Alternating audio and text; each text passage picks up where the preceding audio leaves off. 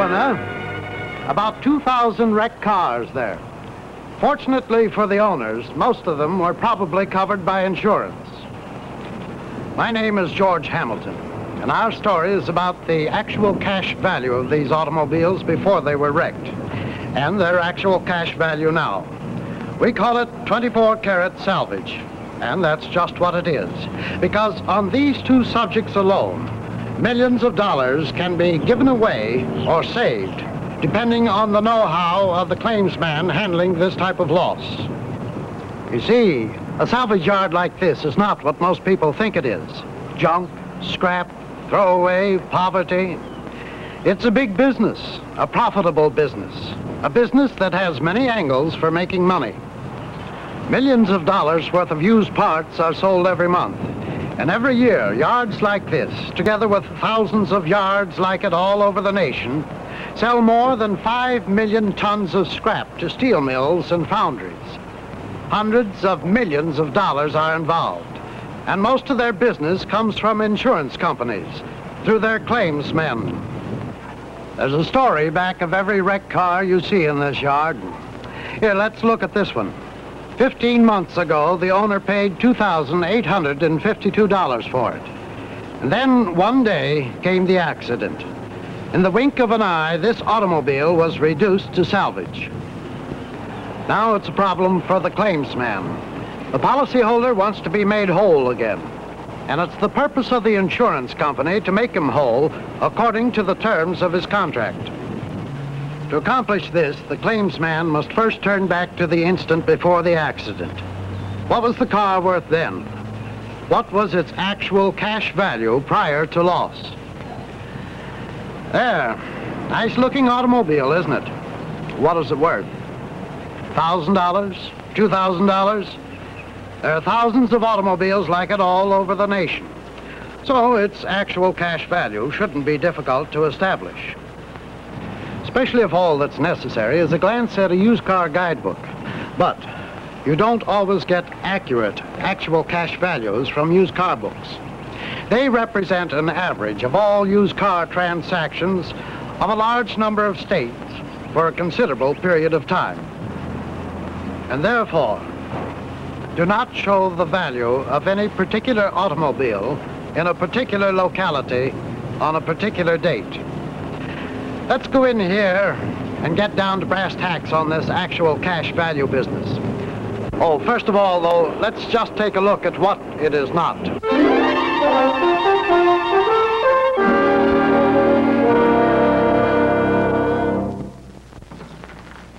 It's not necessarily what some neighbor offered.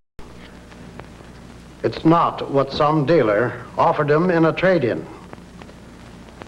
It's not the list prices he reads in the newspapers, nor the prices you see on windshields in used car lots.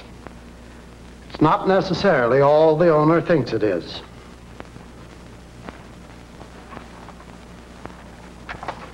Those are asking prices, and as such contain a cushion or markup for trade-in or bargaining purposes. Now, are there any golden formulas to help us to obtain these values? This is where the claimsmen start to work. This is where they are in the position to save their companies and their policyholders millions of dollars. And at the same time, they will pay the losses for what they're worth and be fair with everyone. Let's find out what method our claimsman uses in ascertaining the actual cash value of this automobile in his area. He knows from accurate estimates that it would not be economical to repair the policyholder's car. Therefore, he knows that he will either have to make a cash settlement or a substitution. So he must find an automobile that would closely compare with the one that was damaged.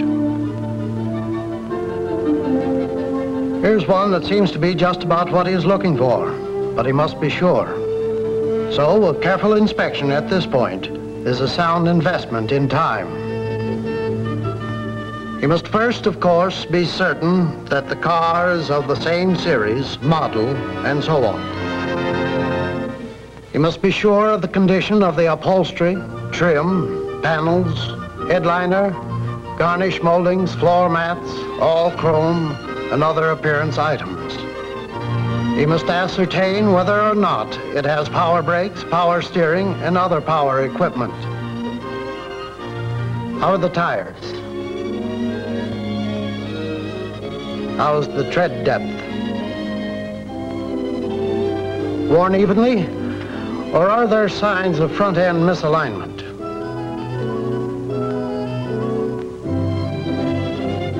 Are there any signs of previous damage? Do the body panels feel smooth to the hand?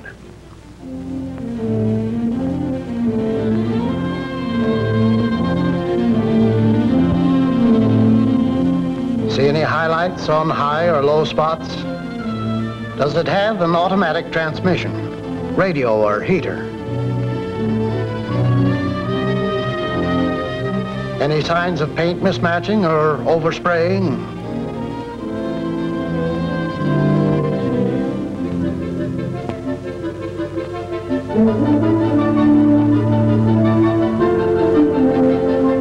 How's the engine? Does it start readily?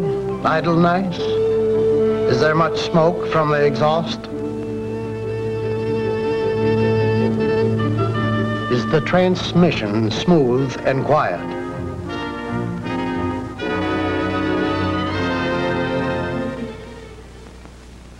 If our claimsman, after his inspection, finds the car comes closely to, but is not quite in the same condition as the damaged one, he will make adjustments. For instance, the interior of the car is $10 better. Or the tires are $8 better. Or the general body condition is $25 better. Then he would add to the agreed value of the car to determine the amount the company would pay.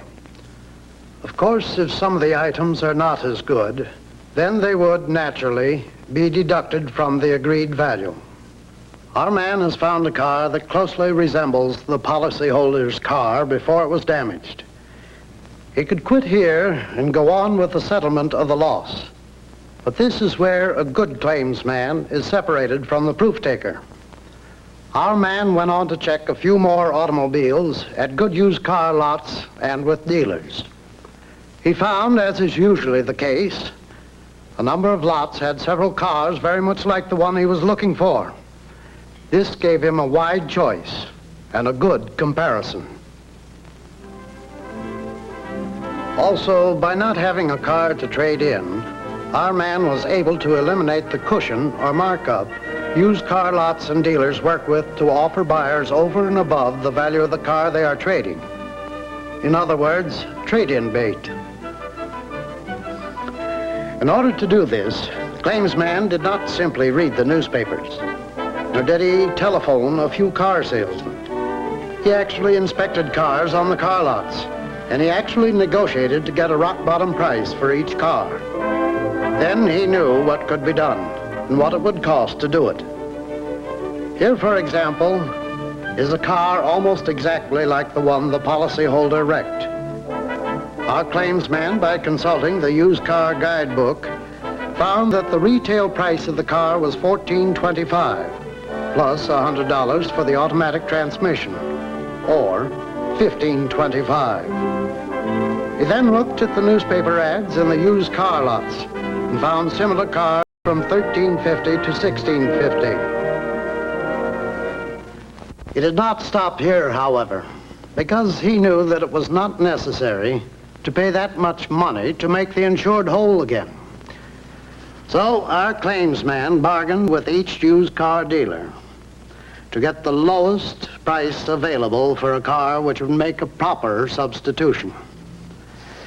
By actual negotiation, he found that a replacement car could be bought for $13.95.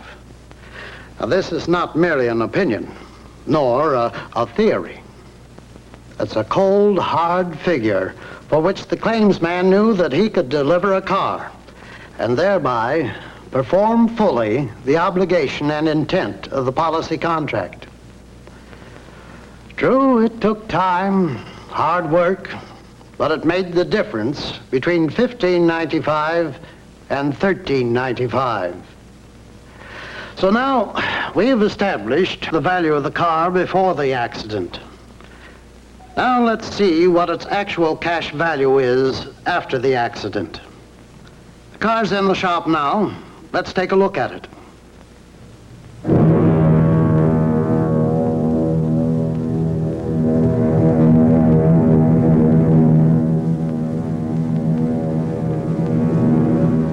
But what did you see?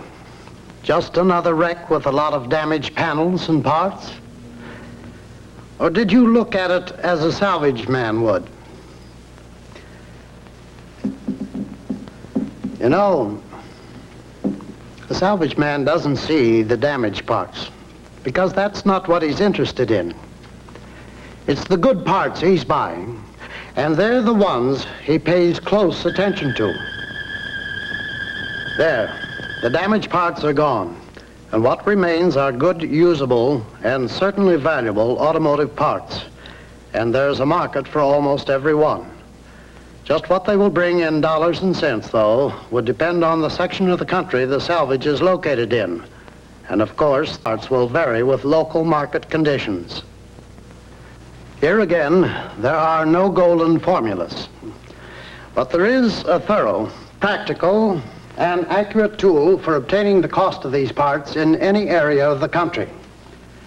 The telephone.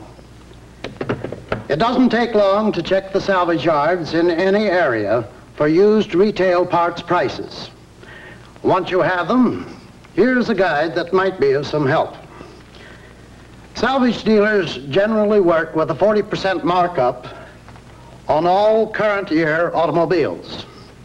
On all other models, they work with a 50% markup. So with this guide and the used retail parts prices, the true actual cash value of the salvage is a matter of simple arithmetic. This is a 1957 automobile, so the 50% markup applies. Let's take a look at several of the parts and see just what they are worth. That top panel is a perfectly good one, even though it has some slight damage. And the salvage yard would have no trouble in selling it for $40. The door you see also has some slight damage, but they're popular. So it will retail for all of $30. There's a nice, clean front-end sheet metal assembly, complete with everything, even the bumper and the radiator. $275 is a very reasonable figure for it. Those two doors are worth at least $75. $40 for the front one and $35 for the rear one. The yard won't have them long either at that price. That big unit you see there is the cowl and dash assembly. It's complete with instruments, heater, and even has a $40 radio. It's also a major part of the body construction. For all of it, $75. There are two complete front suspensions. They'll bring a minimum of $20 apiece, or $40 for the two of them. The V8 engine you see, complete with generator and so forth, is a $225 item. The automatic transmission, complete with converter, would sell for $80. Moving on back, the drive shaft is a $10 item. But the differential, or rear end as we often call it, is a $40 item.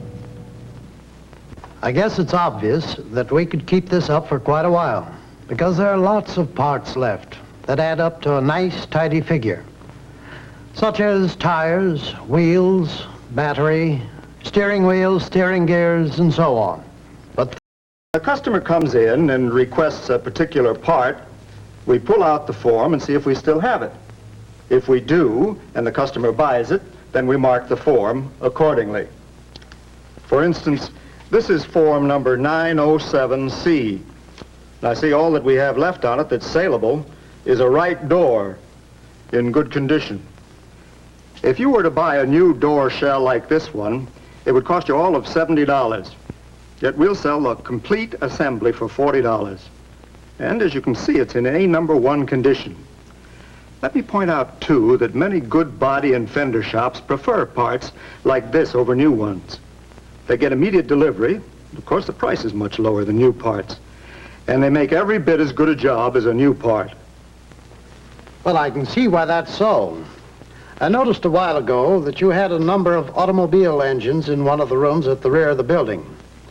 Is it true that a salvage yard like this is a good place to buy used engines? Definitely. It's rather difficult to wreck an automobile when the engine isn't running. If there are no visible signs of damage, the chances are excellent that it's a good engine. And you can believe the speedometer reading, too, because nobody turns the speedometer back on a wrecked car. Of course, it might have been turned back before it was wrecked, but the chances of that are a slight one. Here are a number of engines. In fact, there are about 60 of them in this room. They certainly don't look like much. But new, the whole lot would cost at least $25,000 to $30,000. We'll get somewhere between $12,000 and $15,000 for them, and we'll guarantee every one.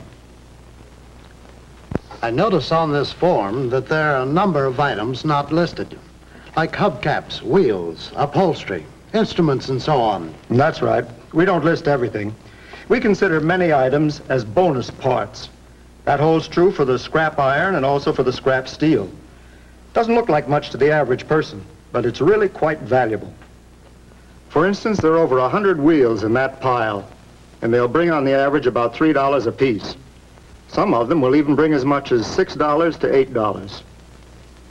Now here's a pile of number 1 steel, crankshafts, bearings, gears, and so forth. That's worth all of $1,000. Another little extra we have is in the rebuilding of transmissions. There's quite a demand for them. They bring a nice price on an exchange basis. This room represents $10,000 to $12,000 a year. And a good byproduct of it is that it gets us new customers. Satisfied ones, too. Here's something else that's interesting. A pile of old 6-volt radios. I don't know how many there are in it, but they'll bring $15 a piece. They can be adapted for 12-volt systems, and repairmen make good profits rebuilding them for truckers. There's quite a demand, too. Of course, the 12-volt radios we get are hot items and bring a nice price. In other words, when a car comes in here, you plan to sell every part of it, right? By no means. Think of it this way. Body panels are always good items, even those with some damage, providing they're repairable. But some parts of automobiles seem to last forever, never wear out. Like instruments, for instance. If an engine or a transmission is damaged in an accident, then many of their parts are just not saleable. Of course, there are a lot of other things, too, like clutch and brake pedals. Well, there are just too many to mention. So naturally, they're not good items for us, because a market for them just doesn't exist. Tell me, Mr. McLennan, do you look at every piece of salvage before buying it? Most of them, yes. There are companies, though, that have claims men who know their automobiles and who can give us a good description that we can rely on. Then, if they have something that we want, we'll bid top dollar without looking at the car. Otherwise, we look. Unless, of course, we don't have the time, or it's too far away, or it's something that we're not too much interested in. Then we'll bid without looking. And if we get it, it's usually a steal. Another question. How many invitations to bid do you usually get every day or every week? Not enough. We'd go 100 miles or more for a good piece of salvage. Yet sometimes my competitors get stuff that I don't even know about, and it comes from right close by. You see, most people think that a piece of salvage has the same value to all buyers. Well, that just isn't so. It depends on what we have in our yards. For instance, if I have 4 or 5 automobiles of the same make and model, and my competitor has only one, or maybe none, and one comes up for bid, well, it stands to reason he can bid higher for it than I can. Our business is no different from any other business. We have to have all that the customer wants. If he gets too many we don't have it's, he stops coming back. So we try to maintain a complete inventory at all times, even though it frequently means bidding high to do it. Well, Mr. McLennan, you've been most cooperative. And I do want to thank you very much for the time and information that you've given us. However, I do have one more question I wish you would answer for us. Of all the wrecked cars you buy, what percent of them would you say are rebuildable? Well, that's hard to say. Perhaps 30%, or maybe half. We just had a nice one come in this morning. It's a 58. And from the number of rebuilders who've already looked at it, I'd say it'd be gone by tonight. This is a nice one, isn't it? And every week, thousands of wrecked cars similar to this one are being sold to salvage yards. And as you see, they are being resold to rebuilders, and at quite a markup.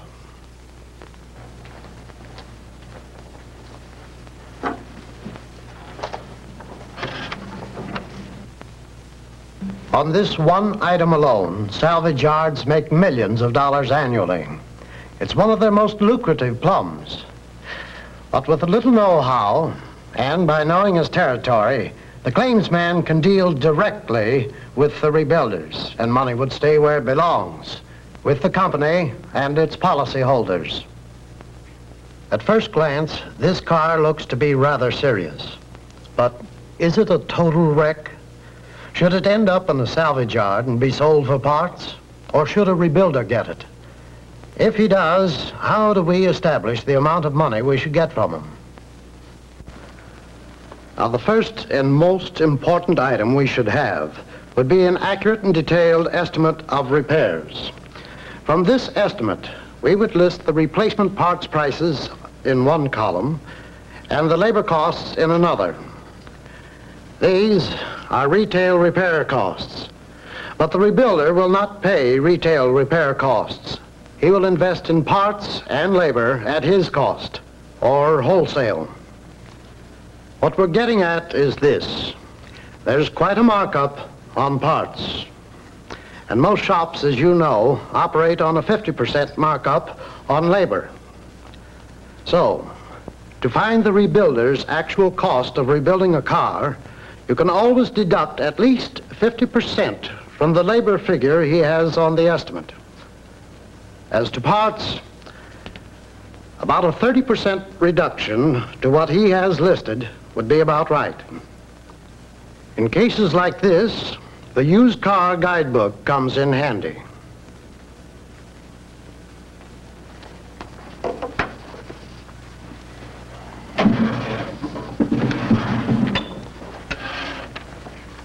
Find the low book price of the car, and from this figure, deduct the rebuilder's actual cost of rebuilding.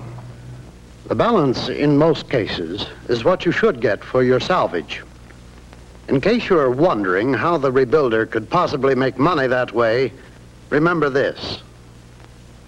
Rebuilders of salvaged automobiles know that used parts are usually available. They also know that used part assemblies are quite often easier to install than individual new parts, and are every bit as good. Thus, our rebuilder cuts down his labor costs as well as parts costs when utilizing used parts. In addition, when it comes time to sell the car, it will almost always sell for much more than the low book figure that we get in the used car guidebook.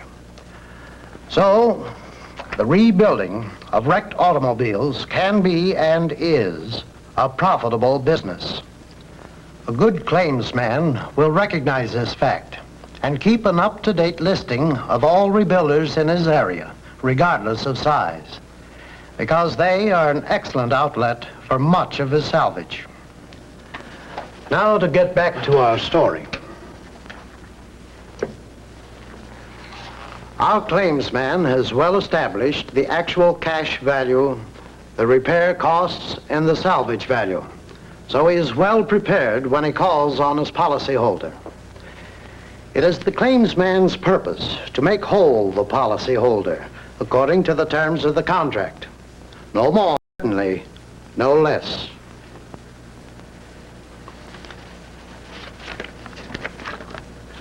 In the policy itself, the company and the policyholder have agreed that the company may choose any one of three ways to settle the loss. One, by repairing the car. Two, by replacing the car with like kind and quality. Three, by paying for the loss in money. If the company decides to pay the loss in money, it cannot be required to pay more than 1, repair or replacement costs, 2, actual cash value before the loss. Up to this point, the claimsman has done a lot of work, but he has only been getting the facts together. He still has the job of making the settlement with the policyholder. This is the true test of the real claimsman. He must pay full measure according to the policy contract, but he must not pay more than the policy obligates him to pay. Last but not least, the policyholder must be convinced that he has been made whole. He must be satisfied.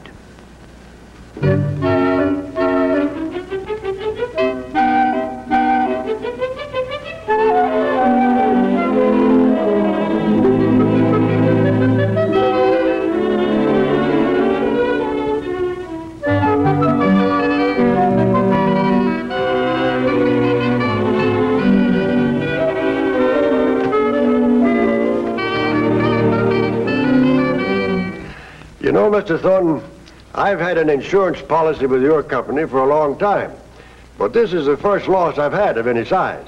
Well, I'm here to give you all the help I possibly can. An accident like this is mighty tough. Oh, you bet it's tough. But I'll tell you one thing, at a time like this, a man's mighty glad he's got insurance.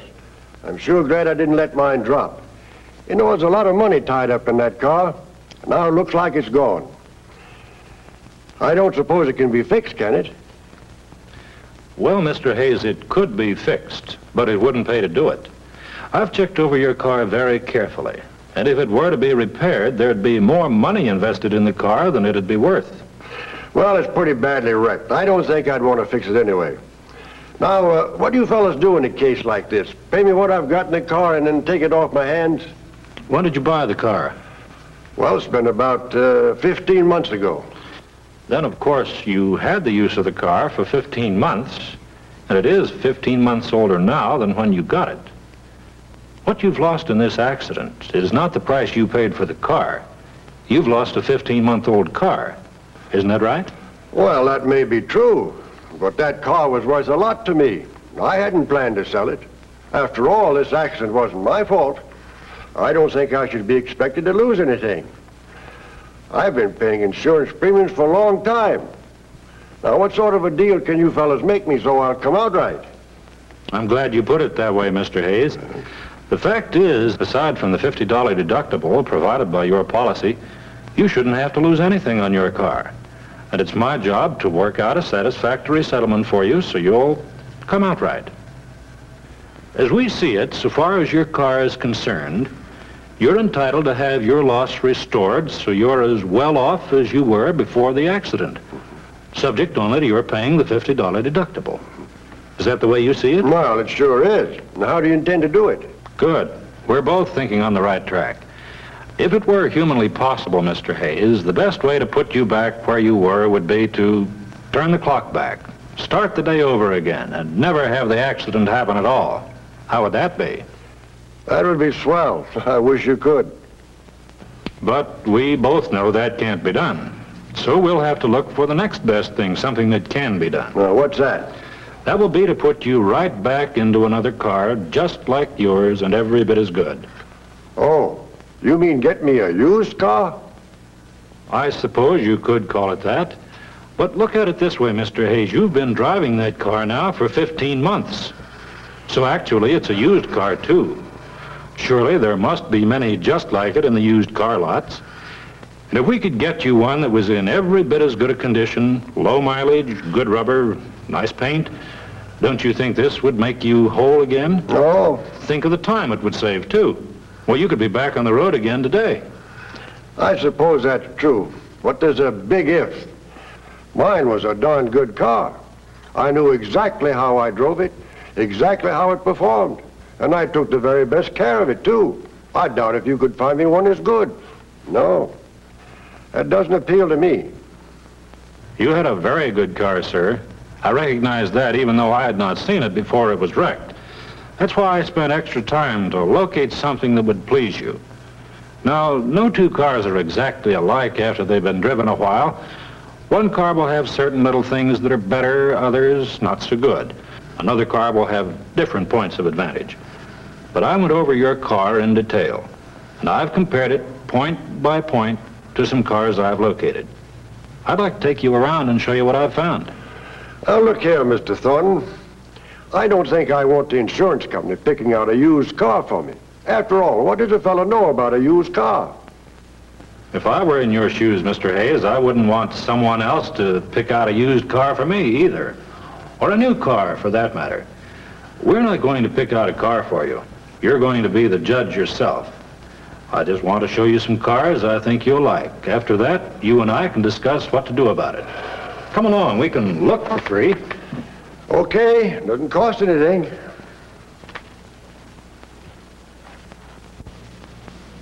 Well, there it is.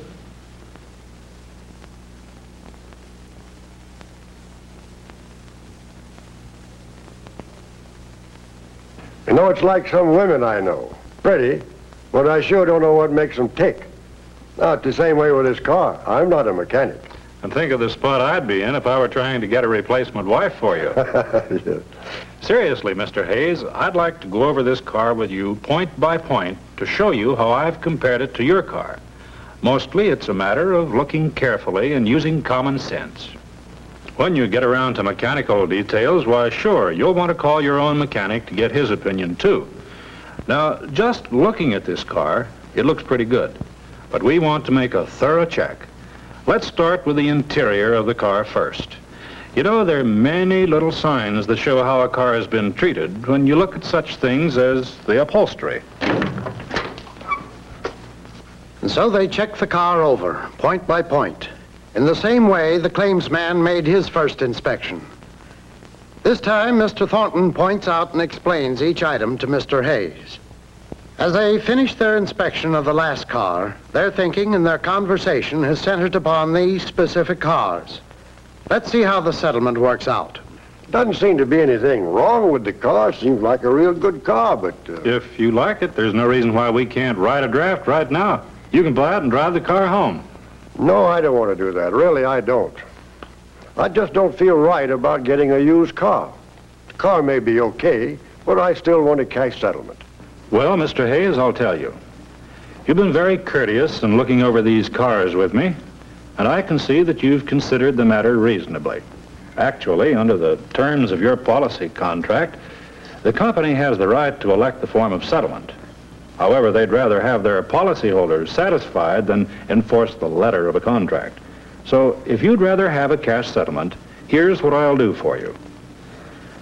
It would cost $1,395 to buy this car as a replacement. Your $50 plus our $1,345. If you'd rather not take the car, I'll pay you the $1,345. You can use the money any way you want or buy any car you want.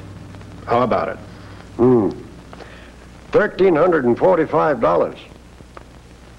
My old car's worth a whole lot more than that to me. People usually feel that way when they get used to a car. Now, take this car here. Actually, it's just as good a car as yours, better in some ways, after you've driven the same way about it. Yeah, but I had an offer of $2,000 on a trade-in on my old car. That's fine. But you'll find this car has just as much trade-in value as the other, maybe even more. I think you'll find that any value you had in your own car, you'll also have in this one. I've been reading the ads a little, and they're asking around $1,650 for cars like mine. Seems like that ought to be what my car's worth. That's just about what they're asking. But remember, those are simples. That's what the dealer wanted for this car. I found I could buy this car when all the cards were down for $1,395. You could do the same thing. Now, surely $1,395 is a fair measure of the value of your car if it will buy a car like yours and just as good. Now, Mr. Hayes, I'll pay you $1,345, either to buy this car or to you as a cash settlement. Which would you prefer? Well, I guess I'll take the cash settlement. How soon do I get the money? You can get it right now. Come on out to my car. Nothing exceptional or unusual. Successful handling of losses like this one is commonplace. But the goodwill a claimsman wins for his company through handling losses in a practical and sound manner like this is tremendous. He can be the most effective and valuable insurance salesman any company could have. Billions of insurance dollars in savings and in new business depends on his skill and his integrity in the handling of these total losses. Well, that's our story. Hundreds of similar stories could be told, but they would all have one thing in common. The successful handling of total losses depends on skill. Skill in evaluating two things. What is the true value of the vehicle before the accident, and what is its true value after the accident? Now, how that skill is used spells the difference between a fair settlement or a wasted dollar settlement, and quite often, the difference between a profit or a loss for the company. An informed claimsman should think of a damaged automobile as he would a cracked diamond or a broken gold bracelet. There is still much value left. It is truly 24 Karat Salvage.